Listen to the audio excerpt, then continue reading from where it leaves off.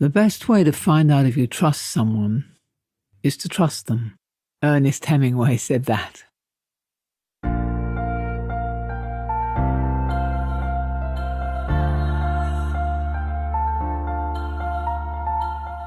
This is Walking Your Talk, a personal development podcast about leadership, authenticity, and courage. I'm Carolyn Taylor, and I've spent my life working with leaders in organizations on how to change their culture. But this is much more personal. If you want to be known as someone who walks your talk at work and beyond, then this podcast is for you.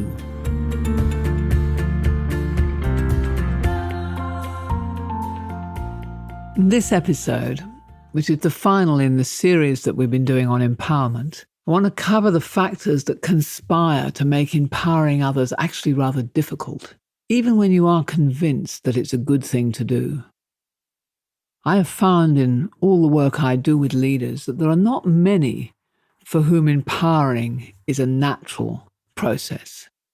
And I think in essence, this is because those competencies and the instincts that have actually helped all of us to get into leadership positions and which drive so many elements of our success are not necessarily the ones that facilitate empowerment. And I think you'll find that this is true if you started your own business, which I've done twice actually, and grown it to the point where you had a whole team of people who you were employing. Or if you join an organization, made your mark, and then got promoted and are now in a position of leadership. Both those circumstances, I think there are a set of abilities that you showed which were incredibly useful, but which may not now help you in the role of an empowerer. And so let's have a look at what some of those are. Well, first of all, there's the ability to get things done. Let me tell you, you start a business, you're a one-person band. You absolutely have to be good at getting things done. And the better you are at doing that, the faster, the more efficient, the more creative, the more innovative, the more your business tends to grow. And if you're in a large organization, you come in, you make a big impression, you get things done quickly. You get on the high promotion list quite quickly. So getting things done is one. Fixing problems, I think, is another. Again, if you're in a small business, there's no one else to fix them, so you fix them yourself. If you're in a larger business, somebody who is able to make that cut through and fix problems within the complexity of a matrix and all the other elements that conspire against fixing problems in large organizations, then you again make a big impact.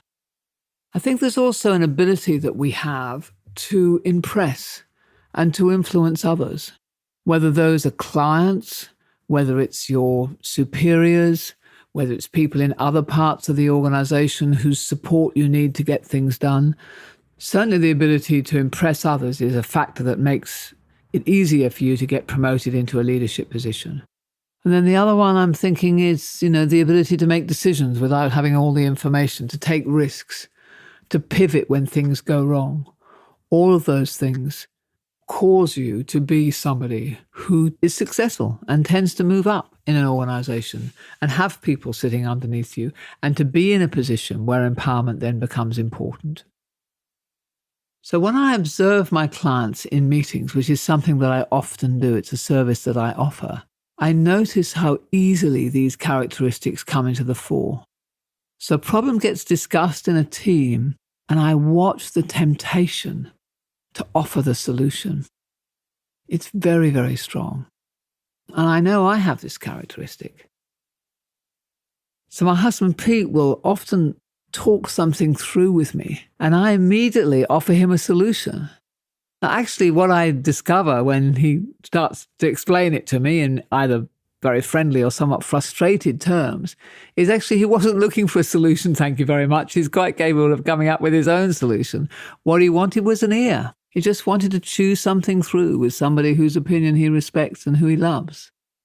Now, he's quite strong, so he'll push back and he'll say that. He'll say, no, I don't want you to. Don't try and solve this for me. I drive him nuts about it, actually. But if I was his boss, maybe he wouldn't push back. Maybe he would kind of go along with my suggestion. And there we have it. There's a pattern of behavior that gets built between us. The boss comes up with the answer and the team member becomes more compliant. Kind of actually gets to know that the boss is going to come up with an answer, so maybe gets a little bit lazier in terms of what they think through before they come and talk it over. So when someone says to me, and they often do, my people, they just won't step up. They won't take ownership. I can't tell you the number of times that that's been the motive for someone to call up and say, I want to choose something over, I think I need some help. My people need to take more ownership. And they're very much seeing that the challenge is in my people, not necessarily seeing the role that they're playing in that dynamic. So where I always go is, what is that leader's pattern? That's why I love to do so much observation. What is the pattern of behavior that the leader has that is actually contributing to the very thing that she's saying she doesn't want, which is people not stepping up and taking ownership, not being empowered? In many organizations, larger organizations, this dynamic, this sort of pattern becomes so established that it actually becomes a culture.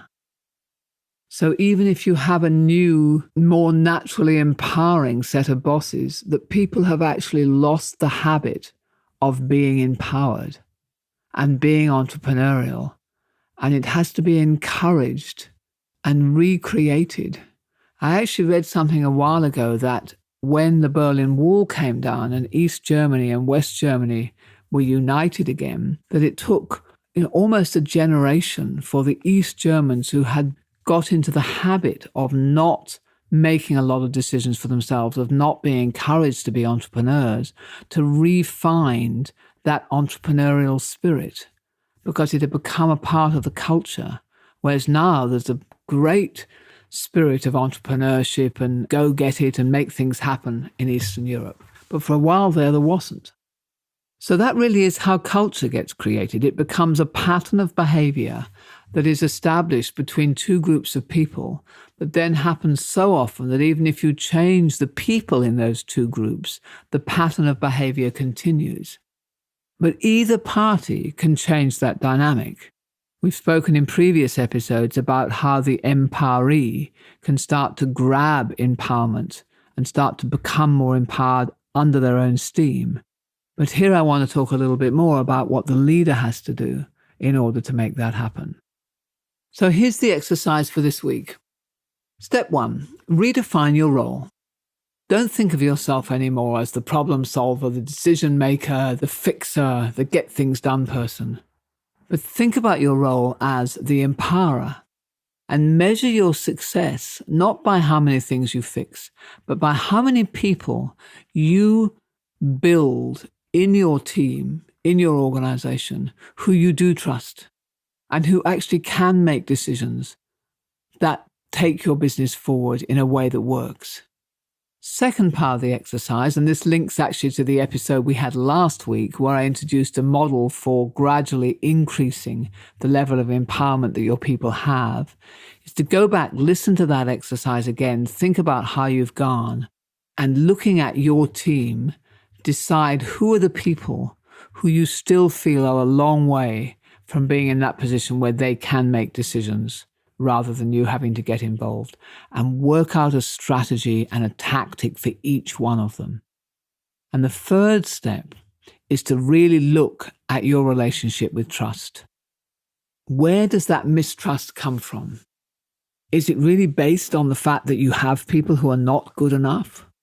Or is it a pattern of thinking for you where you've always tended to go to, well, I just can't trust people, and if I want something done well, the thing is to do it yourself. I remember my mother saying that. If you want something done well, Caroline, do it yourself. That wasn't terribly helpful to make me a great leader and a great empowerer. So look at that relationship with trust. And is it yours? Is it something that you've got to let go of? Or is it genuinely that you have a bunch of people in your team who are not good enough or not good enough yet? And if they're never going to be good enough, then of course we have to look at whether or not they should be in your team at all. Because you continually coming in and rescuing them by solving the problem is actually covering up perhaps the fact that they are not in the right role. So those are the 3 steps. Redefine your role. Look again at what is it going to take to lift people up so that they are ready to take decisions on their own. And look at your relationship to who you trust and who you don't, and take action accordingly. So let's end this series on empowerment by going back to the fundamental question. Why empowerment? Why bother? I think I'd like to end with 2 answers to that. One is for the empoweree.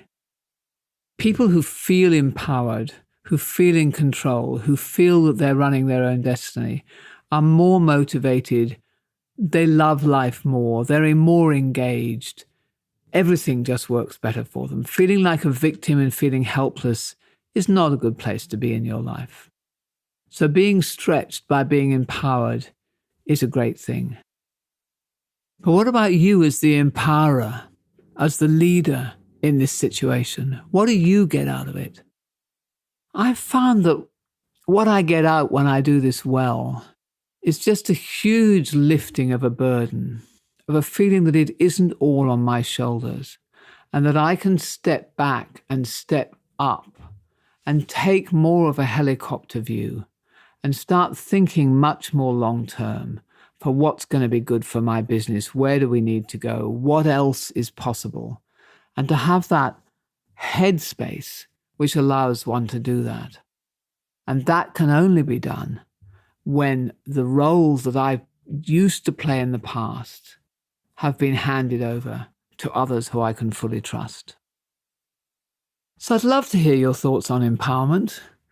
Let's start a conversation. Look me up on LinkedIn, Carolyn Taylor. And if you've got something out of this, you can subscribe or share it with others. Next week, we're going to start on customer-centricity.